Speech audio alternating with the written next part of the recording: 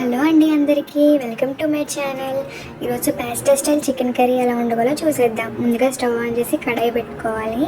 ఇందులోకి ఆయిల్ వేసుకోవాలి. Oil heat అయినాక ఇందులోకి పచ్చిమిర్చి వేసుకోవాలి.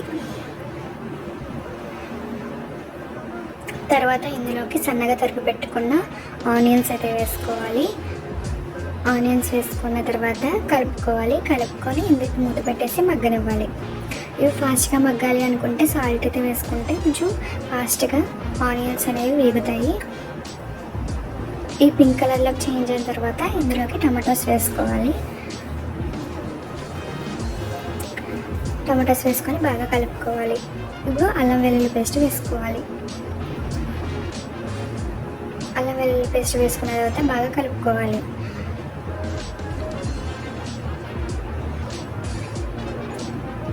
ఇప్పుడు ఇందులోకి చికెన్ వేసుకోవాలి. చికెన్ వేసుకొని బాగా కలుపుకోవాలి.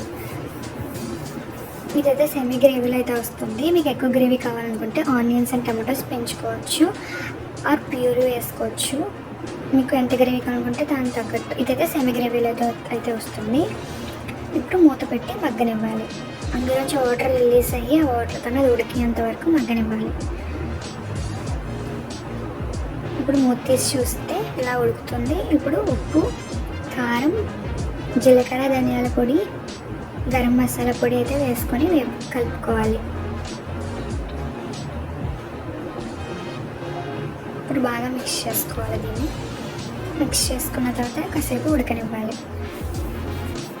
ఆ తర్వాత ఇందులోకి కొంచెం వాటర్ అయితే వేసుకోవాలి.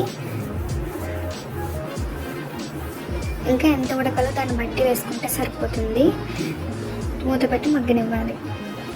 ఇప్పుడు దీన్ని చూస్తే మెత్తగా ఉడికిందో లేదో తెలుస్తుంది. ఇలా గుచ్చి చూస్తే అయితే ఇలా ఉడికిపోయింది. అంతేనండి, ఎంతో టేస్టీగా ఉండే చికెన్ కర్రీ అయితే రెడీ.